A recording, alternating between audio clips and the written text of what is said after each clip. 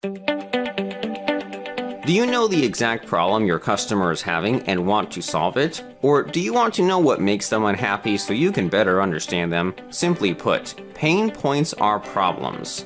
And each pain point is a different problem that your customers have. You want your product or service to be seen as a way to solve that problem.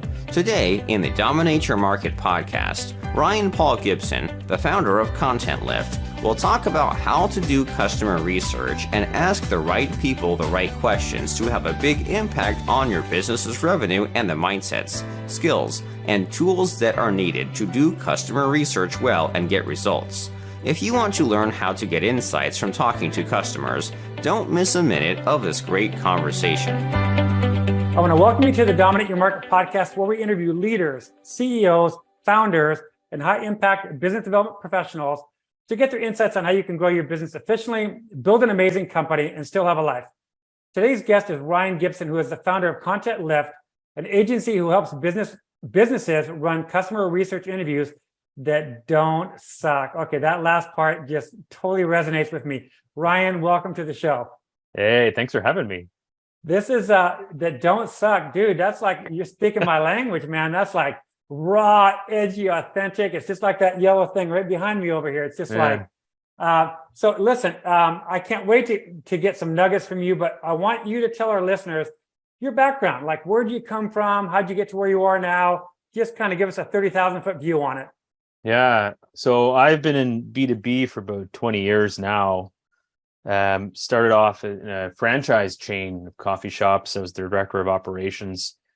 But they threw me the marketing hat because they wanted to hire someone at a third of the cost, right? Oh. So, but it was good though, because it was such a great learning experience. And that's where the research part really started for me, because, we sat in this middle of the road between B2C and B2B, because my job was to create a market that then I could sell, a turnkey business to entrepreneurs who didn't have to go through the whole development cycle. So I had to really understand the buyers, and, we didn't have the budget for in-depth research. So I just did it myself, and I would go out and I'd interview customers, do surveys. I'd go into the stores of competitors and pretend I was a buyer, the customer, and start talking to their buyers. And people thought I was crazy, but I was like, I needed to understand how and why people were making decisions about, like, why this place and not the place down the street. And I used all that intel just to really inform what we did. So I spent almost a good 15 years in hospitality, because I started when I was a teenager. And then I was like, okay, I think I'm done now. I want to change it up. So I went and took broadcasting, became an investigative reporter for 3 years up in Canada, where I live. And that's where I really started to cement interviewing and how you investigate something, how you build a hypothesis and try to get to a statement of facts. It wasn't not my calling. I did okay. I wasn't the best reporter. So I went back to the business world and just started working with businesses. Like, I worked for an incubator up in Canada for a little bit, working with the startups. Then I ran marketing for a software company. And now I went on my own about a few years ago, and that's all I do is just customer research. Because I think if you're talking about dominate a market, if you don't deeply understand that market and how and why they do things, you are not going to dominate it. Like, it's just, that's it, plain and simple. Yeah. I like that you played in on that keyword phrase, because it really is. Now, some people in business, maybe they're later in life, they don't want to dominate. It's just my personality. So that's it. It came out of me for the title of the book. It's sort of, I've been an athlete my whole life, so it's like that win-win, crush it attitude. Yeah. But you're so right. And it's interesting, because I've met a lot of people on LinkedIn that do some forms of customer research. They talk about how important the customer is, and they're all great people, and they all bring different things to the table. So I'm going to kind of push you a little bit on your expertise, because I think it's a very, very specialized, and I think you're very good at it, from what I can tell. Well, really, honest. Well, I've done my research on LinkedIn with you. Well, thank you. Yeah, I hope I'm good at it, or else, man, I picked the wrong line of work. I love it. So, you say something on LinkedIn, even stop being a psychic. Yeah. And it's bold and in your main image. Talk about that a little, because I kind of like that. People kind of, we can all kind of guess what that means, stop being a psychic, but tell me what it means to you and kind of what's your experience in your field? Like, so I'm a marketer, right? Like that's really what I do, but I think I come at it differently because I come at it from a foundation of business development and sales. So I think your mindset is different. And that's not to knock marketers. I just think in B2B, they don't always get that exposure and sort of the understanding of why those things are there, because marketing is sort of underpinning whether those things are successful or not. For me, anyway. And so when I say don't be a psychic, when I started working with B2B companies, especially, a lot of the SaaS was just starting to really emerge at the time, software as a service or just new technology companies. And I'd ask them, so tell me what your customers are saying about you. And 9 times out of 10, well, we don't really talk to them. So I'm like, okay, how do you know then what you've put on this website, what you've put in your sales enablement, what you're doing at your events? How do you know those are the right things to talk about? How do you know that actually resonates with them? And those are the things they care about when they make decisions for companies like you. And you just get blank stares. But all that stuff that I just talked about costs money and time to put together. So don't be, and it's been a big guessing game for a lot of B2B companies. They're just they either look at their competitors, they talk to the sales team, which is fine, but the sales team only has a limited view in what's actually happening and why that person's coming to you in the first place and all the litany of other solutions they might have chosen. So, you talk to product, talk to sales, maybe Google a few things, and now I'm going to build out a whole go-to-market strategy that takes up 20% of the company's annual revenue. Wow. The risk of that decision is momentous. So, if I'm a CEO and I'm trying to understand how you just spent 15 to 20% of the company's money and you say I Googled some stuff, that's not going to sit well. And your chances of generating pipeline and revenue or leads or whatever you want to say, what you talk about, it's going to be really hard to do that if you don't understand why people would choose you in the first place. That's sort of my answer to be a psychic. It's a long one, but I see it time and time and again. It's just a lot of guessing out there and not a lot of understanding. Well, I think a lot, and like you said, if common sense, just using common sense for leadership even, to think, okay, we should probably understand the hot buttons of our customers. We should probably understand what drives them, what motivates them to make the decisions they make. And It's very common sense, right? But sometimes common sense is overlooked by big companies, mid-sized companies. It's crazy to think that, because really, if you don't know your customer and what their pains are and what keeps them up at night, you are literally, like you said, you are guessing. Yeah, absolutely. And then if you've got a marketing campaign that's, like you said, 20% of your budget, and you're, Super Bowl commercial, whatever, right? Yeah.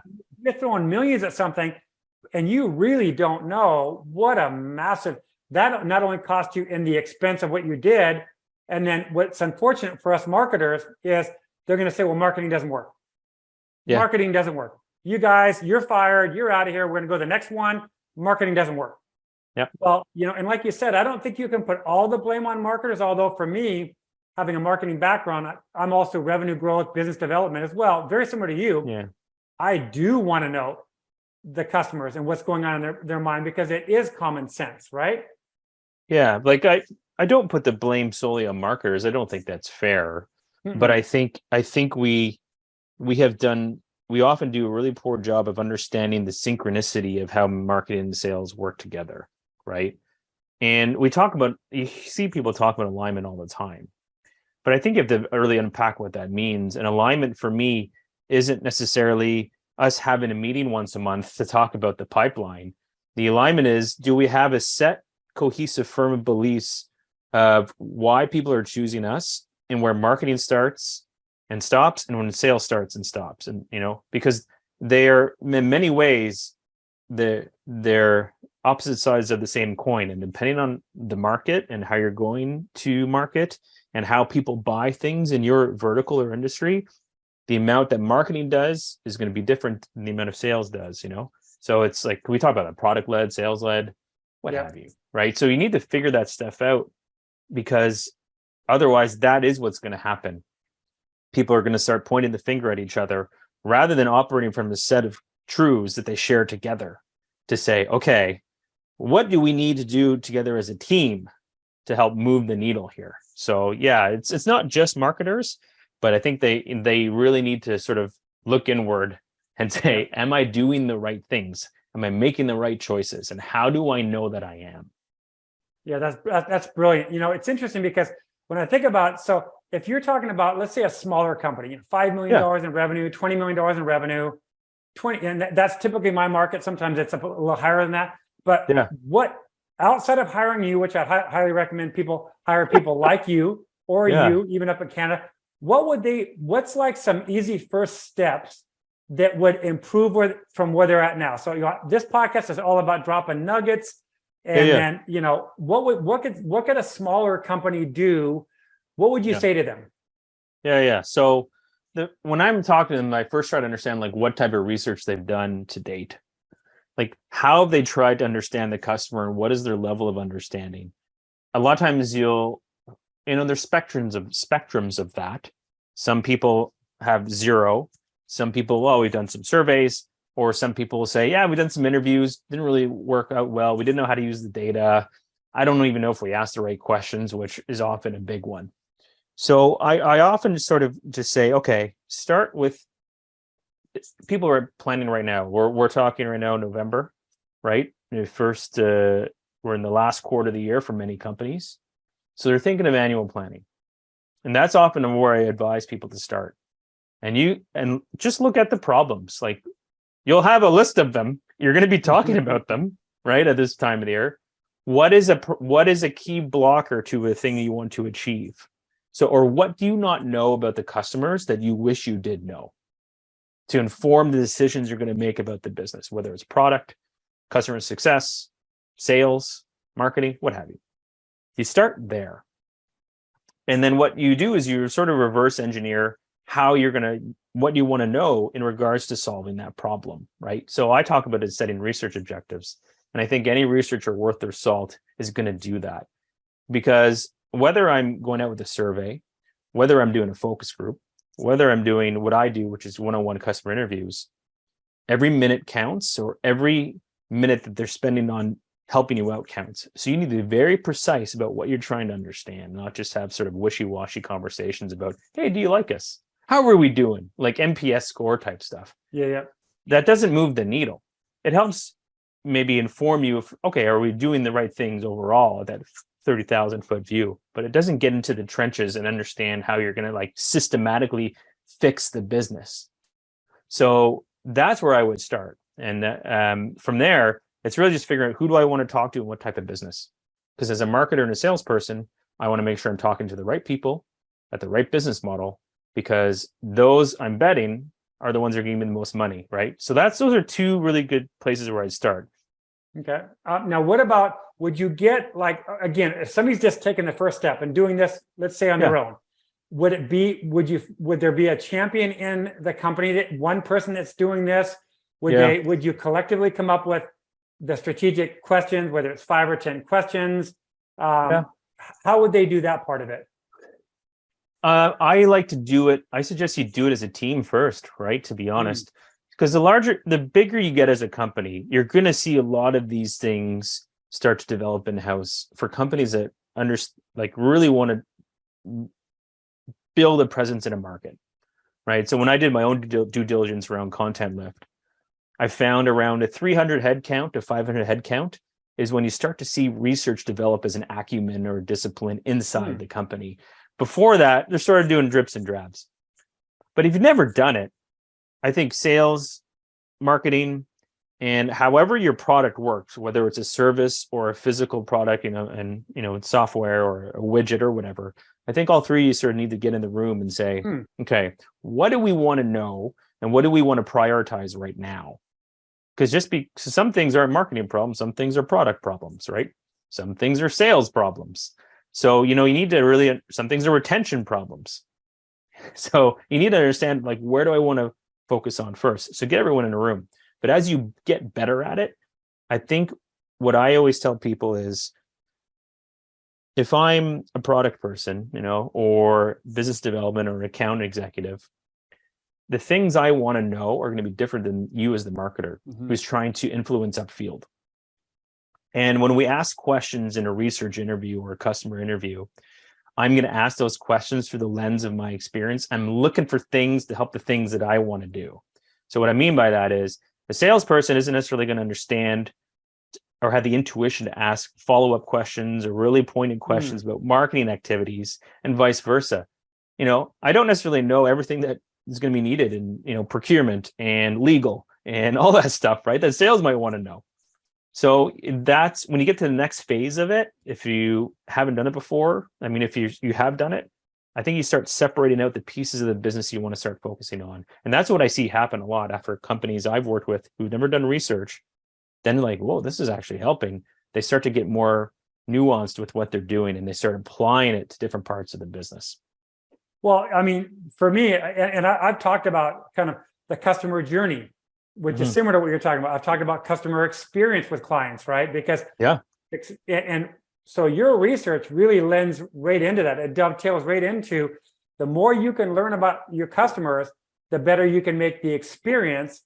Therefore, you grow your company exponentially, right? Because they go out and tell everybody. You've turned everybody into an evangelist. The customer experience has gone through the roof because you did the interviews first, right? Absolutely. So you gathered all that data to go, wait a minute, whoa, we are doing none of this. And that's literally transformative to a company, isn't it? Oh man. So I'll give you a real life example. Ooh, so give me one. If you go to my site, I call it my one case study, but it really just breaks down my process. So if people just want to take it and try and apply it on their own, do it, because I want people to do this work. So the company Rewind, they're a SaaS company. They're here in Canada. The reason I got tapped was they actually just had an acquisition that they thought was going to, meld in nicely into their product portfolio. Because with acquisitions, if you do your research well enough, that is what should happen, right? You have a marketing and a sales engine, you plug it in, sales should take off, revenue should start to go up. It did a little bit, but not to what they forecasted. So I'm like, we think, and then it was funny. It started with sales. They're coming back and they're saying, the discovery calls are a little off. We're feeling something's a little weird here, right? Because the intel they had been given by the founding team when they acquired the company just wasn't tracking. So we went out and talked to these customers, and we found so much that we were missing. And when we figured out how and why they were buying and the things that were getting stuck, like where were they getting stuck? So they came and sought us out, Rewind. We took a lot of that and we revamped our messaging, our ads, marketplace listings, and so on, and doubles installed within a month. And the product like the next month, they were 2x. And the product marketing manager, just like that, right after like 7 or 8 conversations, because we just tweaked stuff. We made the language more relevant to what they were looking for. So, and the problems they were actually facing. Not like product feature-y stuff like, right, I have this problem, you have this problem, and here's how you solve it. But here's the kicker, this is what I think really people need to understand. So this was for one of their lower price tiered customers, because that happens in businesses, right? We have a spectrum of customers. Some pay us higher contract values, some pay us lower contract values. When we looked at the marketing, everything we were doing was focused on that lower contract value, but that's not strategically where they wanted to grow in the market. They wanted to go mid-market, and nothing they were doing, 0 of their marketing and sales, was speaking to that ideal customer. 0. So why would they choose the company in the first place? So everyone's like, we got to fix this. So then they did a whole series of interviews with a UX researcher they hired, a researcher by trade. The very next, like this past summer, interviewed 40 non-customers in market to understand everything about how and why they buy. And you should see their go-to-market strategy now going into 2023. It has completely changed because of all those dominoes that fell. People, I don't think even need to hear a story like that to realize how important this is. But to hear the story is cool, right? Because it really is. What blows me away too is that, the bigger the company gets, the slower they move. We all know that, right? That's true. That's why I prefer to work in that small to middle range size of a business, because I'm a fast mover myself.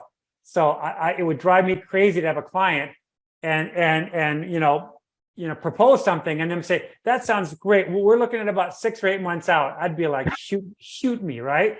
And so this kind of stuff, that's forever in any type of industry. You're dead. Forever. You're dead. Yeah. So for you, like what you do, it can be so nearly instantaneous once you get the data and you start making some of these changes, website messaging, messaging in your sales, messaging in your market, just those, like you said, those little tweaks, 2x, rewind like that.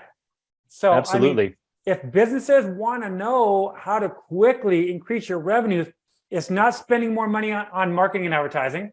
And I'm a marketer, so shoot me for saying that. It's get your messaging right by understanding what your customers really, really want.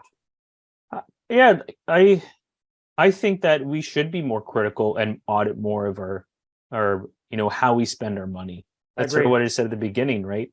So I never look at this work as saying marketing's doing something wrong. I look at it as we're de-risking making the wrong choices. Because that's what any company would do, that when they audit something in any other discipline, right? Are we making the right choices? We just don't always think of marketing that way, because sometimes we just think, well, we just got to spend more. Well, what if you don't? What if you actually just you have the right amount of budget behind it? You're just spending it in the wrong way. That's significantly a much different lens to look through than what we often see, which is just spend more, hire more SDRs, hire a bigger sales team. Right. Get out there and knock on doors. But what if the sales team is knocking on doors and saying the wrong thing? Or knocking on the wrong doors. Wrong door. It's like, okay, well, listen, we've increased the spend, we're doing all this stuff, but what's the deal? And then you go to the sales and marketing team and go, what are you guys doing? Well, and again, it does go on them a little bit, right? Everybody's got to be accountable for that. Absolutely. And common sense would be, if I'm a sales guy, I'd want to know what's going on in my potential client's mind. Yeah, absolutely. So you really do need to know that. But for you, I think what I'm hearing from you and what you offer is a real concrete process, a system that really gets in there and dials this up, right? Yeah, I think so. I'd like to think so. I mean, to get a little nerdy on research, when you look at the landscape of it, and having come from sort of a B2C, B2B larger market, you have all these firms like Gartner and McKinsey, hundreds of thousands of dollars, and there's other people that do work similar to me. They're charging, multiple 6 figures, and that's fine. That's great. They're trying to help their clients. But when you look at sort of what they provide, it's very academic at times. It's very dense. It's, how do I apply this tomorrow or even an hour from now into my marketing and sales motions? Because that's when you talk to customers, that's what they care about. Yep. They don't, because the challenge they have now is they have to distill all this data, sort of think about, okay, now what do I do? But it's in very dense forms of, communication. So what I try to do is, I don't think you need a psychology degree to do this. I don't think you need 10 years of analyst experience, even though those people are very smart and they're going to do a great job for you. That's not what the small business needs, or the average small business needs. They need results in 2 weeks. So what I've tried to do with how I approach it is get very focused on what is the path that they're taking, what are the pains and problems that buyers are facing, why did they choose you, and then how do we take all that and map that into our go-to-market strategy so we can build out assets and sales and marketing that can impact maybe even next week. That's sort of my approach. And there are people who do that, and it's great, because like I said, when you talk to businesses, they don't have time to wait 6 months to reshape their go-to-marketing strategy. What they need are some quick wins tomorrow. So that's sort of how I like to try and approach it. Well, and you make a good point too, is that you could get the big research companies out there that charge the 6 figures, and they dump I'm going to guess on this, but they dump a 20, 30-page document down on the table and say, here you go. Here's the end product. What do you do with that? What do you do with that? And I think what I bring to the table, and I don't mean this to sound like I'm tooting my own horn. No. But I've been in there. I've been account for budgets. I've had to sell something. My neck has been on the line, right? Mm-hmm. So when you come through sales and business development, and your eyes are different. So I try to look at everything through the eyes of a CEO or a founder. And I try to say, how am I going to maximize the use of my capital? And then how can I then make more informed decisions about the business tomorrow, right? Whereas when I speak to a lot of analysts or a lot of researchers, they've never had to do that work. Their skill sets in the research, and that's great because they bring a lot of value there. But again, for clients like yours in that 5 to 20 million range, that might not be what works for them. What they need is someone they can get in and say, here, you do this tomorrow. Right. It's almost, I'll use the phrase dumb it down. Yeah. It's almost in certain ways. Can you take this pile and just make it like a English for a fifth grader kind of thing? Yeah. So that we can actually do something with it. And again, no disrespect to really high level research. That's incredible. But I think, like you said, a lot of people, they don't have the time. These CEOs, business owners, founders, they got to move quick. So something like what you provide allows them to move quick. I hope so, because that's at the end of the day, speed. Speed is important, but it's speed with purpose. Always is, because there's so many choices you can make in the course of a day. Where do you throw the dart strategically? I always like to say a business is a bet in a market. So how do you increase your odds of not losing that bet? Right? You'll never get it foolproof, but man, you can do a lot to really increase your odds of winning. What you just said dovetails into my next question. Even when you think of like if somebody's considering a new product or a new service, right? Yeah. Whether that's in an existing company or a startup. God, this goes right back to interview your ideal customers, right? Even though they're not your customers yet. Talk about that a little bit. Just that whole idea of use it for kind of new product launches, new service launches, right? For sure, like validating something. I think where people fall in the traps, and if you read some of the really good business development or product development people that have built good followings over the years, I think this is the consensus, right? And I talk to founders who do this. They'll get an idea, they'll present it, and say, "So, would you buy this thing? What do you think of this thing? Would you buy it?" And most of the time, what you get is, "Oh, that's really interesting. Oh, that's so cool." And then when we follow up, and I hear from them, I went back a month later, and then I put a price in front of them in a contract. They were like, "Oh, actually," happens time and time again, year after year. So why does that happen though? And this is sort of the consensus on it, is because you actually haven't tried to understand how they solve things. What you've done is just presented a cool widget that maybe or may not work for them. You haven't understood contextually what they're trying to do. So there's a really interesting methodology that came up in the last 30 years called Jobs to be Done. I like it a lot. And what it does, it's an innovation framework to figure out, okay, what is the actual progression people are trying to make? So they start here in one spot and they're trying to get somewhere else. And there's a bunch of stuff blocking their progress as a business. What are those things? Why do they exist? And how have they tried to solve them already? Because if you can figure what those blockers are to the progression they want to make, that's where business ideas and feature ideas start to actually come into play. So, as an example, they always say nobody buys a drill to put a hole in a wall. They buy a drill to hang a picture. They buy a drill to build a house, right? And in B2B, it's the same type of things. I don't buy Salesforce because I want data in front of me and I want dashboards. It gets me somewhere. Right. Where does it get me to? So those are the things that you need to understand. What are the pain points? And if you can figure out that, then you might have something where, okay, what is the remover of the pain I can create? How do I create a business model around it? That's the difference. Then what you can do is you can bring it back to those people like, hey, I've heard all these pains. Here is a thing. What do you think of this thing? Right? You're a lot closer. That's a much different process than you just building it sort of in a lab somewhere, right? You're trying to divine intervention is coming down. You're like, I got it. I figured it all out. And then you go and show it to people and they're all like, yeah, that's sort of cool. And then when, push comes to shove, they don't want to buy it. Well, right? Because it doesn't fit into their world and you haven't done the work of trying to figure out their world. It's interesting. And I said this in my book, Dominate Your Market, which is sell the outcome. Absolutely. Focus on because that's all people care about. Yeah. They care about how are you going to make my life different? And even in B2B, same thing, right?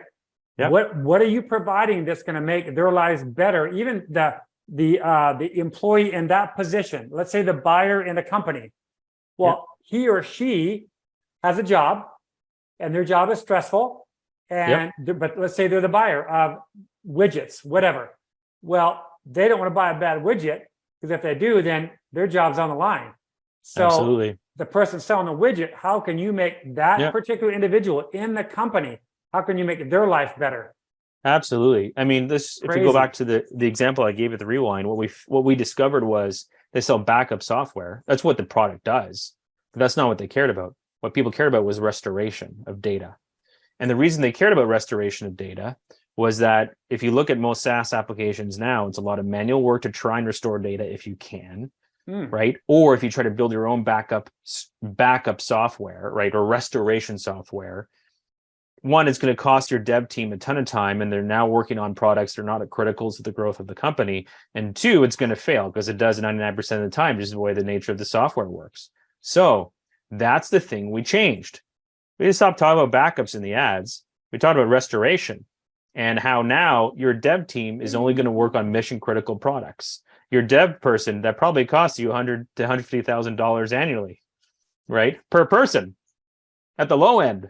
So, those are the things you need to understand, right? What's the outcome and why do they care about that outcome? That's where sales and marketing really starts to shine. In winding this down, which this has been awesome, when people do research and they've done the research, is that it? Are they good? We're all good? That's it? No, hell no. Okay. So they've done the research. They're proud of themselves. They're all breaking their arms. They should be. Yeah, absolutely. Don't get me wrong. They should be proud. Like they're taking steps that most businesses do not take, right? For sure. Yeah. But here's the thing: markets are not static. They're not monoliths. They constantly move. So the one example when I'm talking to founders about that is what was the total addressable market of video chat before the global pandemic?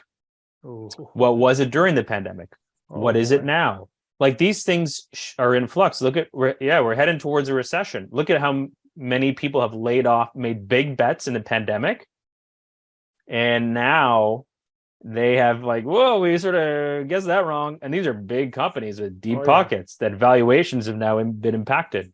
So you have to I'm not saying you have to do it every week talking to customers. You can, if you have a larger company, you have some type of research acumen. Companies actually do this when they get to a certain headcount and size. But for a smaller company, what's realistic, right? I always say, once or twice a year is good. Okay. Because here's the thing. If you do the foundational work and you fix one problem in the business, you can move on to something else.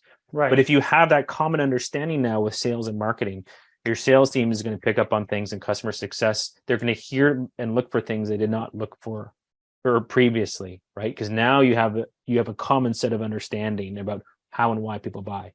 But once a year, absolutely go back out to your market. What's new? What trends are happening?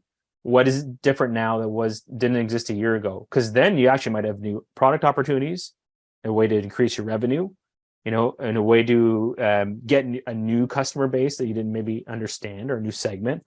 Those are the ways that we help really start incrementally growing a business. So I would say once a year is good for a smaller business. Yeah, well, and I think the end thought there would be that when you do the research, you're way ahead of the game. You're way ahead of the game, but it doesn't stop. It cannot stop. Yeah. So, it's like stop selling. We made enough money.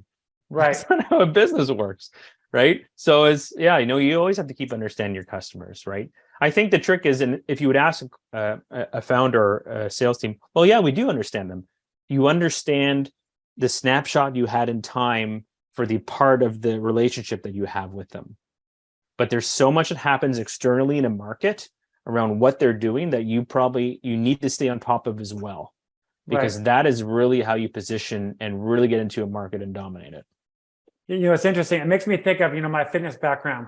So it's almost like, but I want to go on me, but I'll say somebody else. Let's say somebody else went on a weight loss program, whatever. Still working out, eating clean, lost a bunch of weights.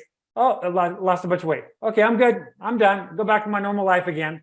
Right. That would be very similar to what you're talking about, right? Where it's like, no. You continue unless you want to have the results from the previous life or in a company, the previous, and who wants to go backwards, right? And so I think the analogy would be literally the same as like somebody that's on a weight loss program and they've hit their goals and then all of a sudden they stop.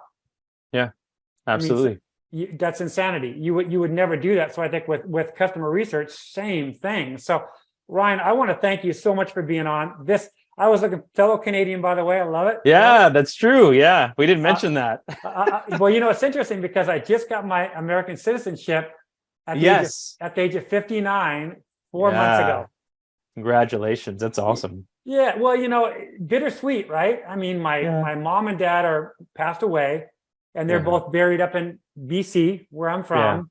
And I haven't been back up there yet. My mom's been up there, buried up there for three and a half years now.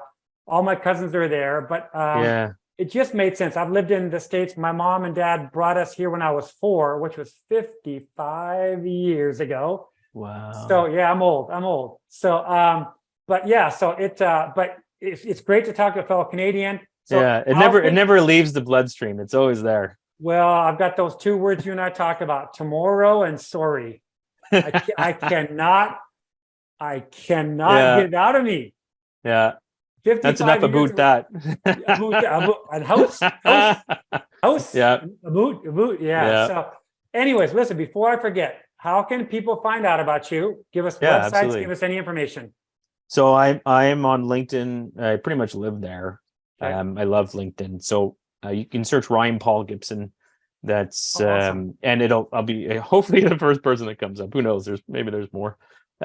And my business is Content Lift. You can go to contentlift.io. And I'm pretty open to having conversations with anyone that's really trying to figure this stuff out, because it is definitely something that is not easy for everyone. So I'm always happy to send me DMs, send me an email. Always happy to try and talk you through it. So contentlift.io. Mm-hmm. Ryan Paul Gibson on LinkedIn. Yes, sir.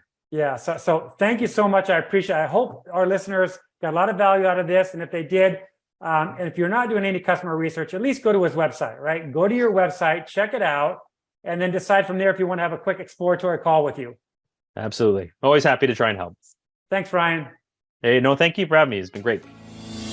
You've just listened to the Dominate Your Market podcast with CEO, business consultant, and author, Michael Peterson. Growth-minded CEOs hire Michael to explode their revenues, build an amazing company, and create a transformational mindset that encapsulates growth, success, and ultimately happiness. His book, Dominate Your Market, is creating quite a stir in the marketplace. Go to dominateyourmarketbook.com and get your first chapter free.